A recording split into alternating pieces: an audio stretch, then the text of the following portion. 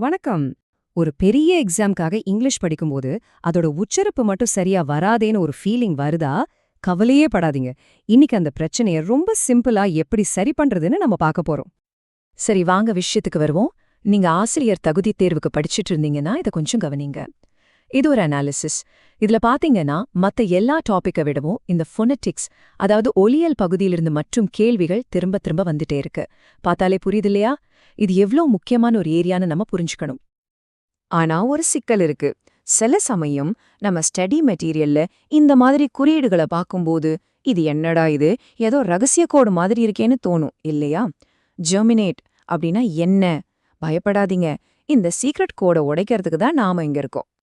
முதல்ல நாம எல்லாரும் கேக்குற ஒரு கேள்வி, ஏன் இந்த இங்கிலீஷ் ஸ்பெல்லிங் மட்டும் இவ்ளோ குழப்பமா இருக்கு? எழுதுறது ஒண்ணு, படிக்கிறது இன்னொன்னா இருக்கே, ஏன்? இப்போ இந்த எக்ஸாம்பிள பாருங்க. பிளட், மூன், ரெண்டு வார்த்தைகள்லயுமே ஊன்னு வருது. ஆனா உச்சரிப்பு கவனிச்சிங்களா? பிளட்ல ஆ சத்தம் வருது, ஆனா மூன்ல ஊ சத்தம் வருது. பாருங்க, ஒரே ஸ்பெல்லிங், ஆனா சவுண்ட் மட்டும் வெவ்வேற. இதுதான் இங்கிலீஷ்ல இருக்கிற பெரிய தலைவலியே. இந்த எல்லா குழப்பத்துக்கும் ஒரே தீர்வுதாங்க. அதுதான் ஃபோனெட்டிக்ஸ், அதாவது பேச்சு ஒலிகளை பத்தின அறிவியல். இது ஸ்பெல்லிங்கை நம்பாம சவுண்ட மட்டும் வச்சு இயங்குது. சரி, இப்போ நாம அந்த சீக்ரெட் கோட உடைக்க போறோம். இதுக்கு நாம மொழியோட ரொம்ப ரொம்ப சின்ன ஒலி அலகுல இருந்து ஆரம்பிக்கணும். அந்த சின்ன ஒலி அலகுக்கு பேருதான் ஃபொனீம். ஒரு மொழியில அர்த்தத்தையே மாத்தக்கூடிய மிகச்சிறிய சவுண்ட் இதுதான். இதுல சூப்பரான விஷயம் என்னன்னா, ஒவ்வொரு ஃபொனீம் சிம்பிளுக்கும் ஒரே ஒரு சவுண்ட் தான். இங்க குழப்பத்துக்கே இடமில்ல. இங்கிலீஷ்ல 26 எழுத்து தான் இருக்கு, அது நமக்கு தெரியும். ஆனா சவுண்ட்ஸ் எத்தனை இருக்கு தெரியுமா? மொத்தம் 44. ஆமா, 44 விதமான தனித்தனி ஒலிகள் இருக்கு. இந்த 44 ஃபொனீம்களை மட்டும் நாம கத்துக்கிட்டா போதும், உச்சரிப்பு நம்ம கையில. வாங்க, இப்போ அந்த சீக்ரெட் ஆல்பபெட்டை கத்துக்கலாம். வவல்ஸ், கான்சனன்ட்ஸ்கான சிம்பிள்ஸ பத்தி நாம இப்போ பார்க்க போறோம். இத ஒரு புது ஏபிசிடி மாதிரி நினைச்சுக்கோங்க. முதல்ல வவல்ஸ், அதாவது உயிரொலிகள். இது நம்ம வாய்க்குள்ள எந்த தடையுமே இல்லாம காத்து தொடர்ச்சியா வெளிய வரப்ப உருவாகிற சவுண்ட். இங்க மொத்தம் 12 உயிரொலிகள் இருக்கு. நான் சொல்ல சொல்ல என் கூடவே சொல்லி பாருங்க, ஓகேவா? ஃபர்ஸ்ட் இ, சி அப்படின்னு சொல்றோம்ல, அந்த நீண்ட ஈ சத்தம். அடுத்தது இ, சிட், இது ஒரு குறுகிய இ சத்தம். அப்புறம் உ, புட்ல வர்ற மாதிரி. ஊ, டூல வர்ற நீண்ட ஊ சத்தம். ஏ, டென், அ, அகோ, ஃபர், ஆ, டோர், ஏ, கேட், அ, கப், ஆ, ஹாட். கடைசியா ஆ, ஃபார். சூப்பர். அடுத்தது கான்சனன்ட்ஸ், அதாவது மெய்யொலிகள். வவ்வல்ஸ் மாதிரி இல்லாம இது நம்ம வாய்க்குள்ள காத்து எங்கேயாவது தடுப்பட்டு ஒரு உராய்வோட வெளியே வர்ற சவுண்ட். மெய்யொலிகள் மொத்தம் 24 இருக்கு. இதுல சிலது நமக்கு ஏற்கனவே தெரிஞ்சதுதான். ஆனா சில சிம்பிள்ஸ் மட்டும் கொஞ்சம் புதுசா இருக்கும். உதாரணத்துக்கு சார்ச்ல வர்ற ச சவுண்ட டீச் அப்படின்னு எழுதுவோம். அதே மாதிரி ஜட்ஜ்ல வர்ற ஜே சவுண்ட ஜன்னு எழுதுவோம். ஷிப்ல வர்ற ஷ சவுண்டுக்கு ஷன்னு சிம்பிள். இந்த வித்தியாசத்தை மட்டும் புடிச்சிட்டீங்கன்னா விஷயம் ரொம்ப சிம்பிள்.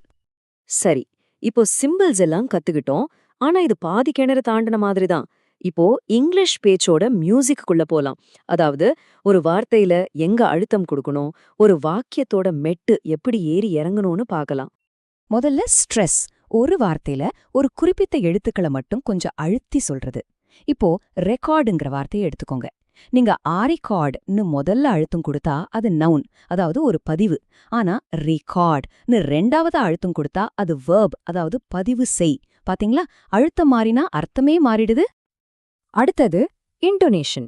இது ஒரு வாக்கியத்தோட மெலடி மாதிரி. நம்ம குரலோட ஏற்ற இறக்கம் தான் இது. உதாரணத்துக்கு யூ ஆர் கமிங் அப்படின்னு குரலை இறக்கினா அது ஒரு ஸ்டேட்மெண்ட். ஆனா யூ கமிங் அப்படின்னு குரலை உயர்த்தினா அது ஒரு கேள்வியா மாறிடுது. இந்த மேஜிக் பேரு தான் இன்டோனேஷன். பொதுவா கேள்விகளுக்கு ரைசிங் இன்டோனேஷனும் சாதாரண வாக்கியங்களுக்கு ஃபாலிங் இன்டோனேஷனும் யூஸ் பண்ணுவோம். இதெல்லாம் சரியா பண்ண ஆரம்பிச்சிட்டோம்னா நம்ம இங்கிலீஷ் கேட்கறதுக்கு ரொம்ப இயல்பா அழகா இருக்கும். ஓகே, இவ்ளோ நேரம் நாம கத்துக்கிட்டதா டெஸ்ட் பண்ணி பார்க்கலாமா? ரெடியா? வாங்க, ஒரு சின்ன பாப் குவிஸ். நிஜமான தேர்வுல கேட்ட கேள்விகளை வச்சே நாம இதை செக் பண்ணலாம். முதல் கேள்வி, ட்ரக். இந்த ஒலி குறியீட்டுக்கு சரியான வார்த்தை என்ன? கொஞ்சம் யோசிங்க. சரி, வாங்க ஒன்னா பிரிச்சு பார்க்கலாம். ட, ர. அடுத்து அ, அதாவது கப்ல வர அ சத்தம். கடைசியா க. சேத்தா என்ன வரும்? ட்ரக். அப்போ சரியான பதில் ஆப்ஷன் சி, ட்ரக். சிம்பிள். அடுத்த கேள்வி. சைல்ட் என்ற வார்த்தையோட சரியான ஒலிக்குறியீடு என்ன? இதுல வர ச சவுண்டுக்கு என்ன சிம்பல் பார்த்தோன்னு ஞாபகம் இருக்கா? ஆமா, டிச். அப்போ இந்த 4 ஆப்ஷன்ல எது சரியா இருக்க முடியும்? Correct. Option A, ditch child. ஞாபகம் இருக்கா? நாம ஆரம்பத்துல ஒரு ரகசிய கோடு மாதிரி ஒன்னு பார்த்தோமே, அப்போ அது என்னன்னே புரியல. ஆனா இப்ப பாருங்க, ஜெர்மினேட் இங்கிற வார்த்தை, அதுல வர்ற முதல் சவுண்ட் ஜ, அதுக்கு என்ன சிம்பிள்? ஜ. அவ்வளவுதான். இப்ப ஆப்ஷன்ஸ பார்த்தா எது கரெக்டா இருக்கு? Option A, germinate. பாத்தீங்களா, அந்த ரகசிய கோடு எவ்ளோ ஈஸியா உடைஞ்சிருச்சுன்னு? சூப்பர். நீங்களே இப்ப அந்த கோடைய கிராக் பண்ணிட்டீங்க. ஒரு புதிரா பயமுறுத்துற மாதிரி ஆரம்பிச்ச ஒரு விஷயம் இப்போ உங்களுக்கு முழுசா புரிஞ்சிருக்கு. இதுதான் ஃபொனெட்டிக்ஸோட பவர். ஆக இதிலிருந்து நம்ம கத்துக்க வேண்டிய முக்கியமான விஷயம் என்னன்னா, இங்கிலீஷ் உச்சரிப்புங்கிறது ஸ்பெல்லிங்க வச்சு வர்றதே இல்ல. அது ஃபோனீம் அப்படின்னு சொல்ற நிலையான சவுண்ட் சிஸ்டத்தை வச்சு தான் வருது. இனிமே ஒரு வார்த்தைய பார்க்கும்போது அதோட எழுத்துக்களை பார்க்காம அதுல இருக்கிற ஒலிகளை கவனிக்க ஆரம்பிங்க. இப்போ இந்த சவுண்ட்ஸோட ஆல்பபெட் உங்க கைக்கு வந்துருச்சு. இத வச்சு அடுத்து நீங்க எந்த வார்த்தையோட ரகசியத்தை உடைக்க போறீங்க? யோசிச்சு பாருங்க, முயற்சி பண்ணுங்க.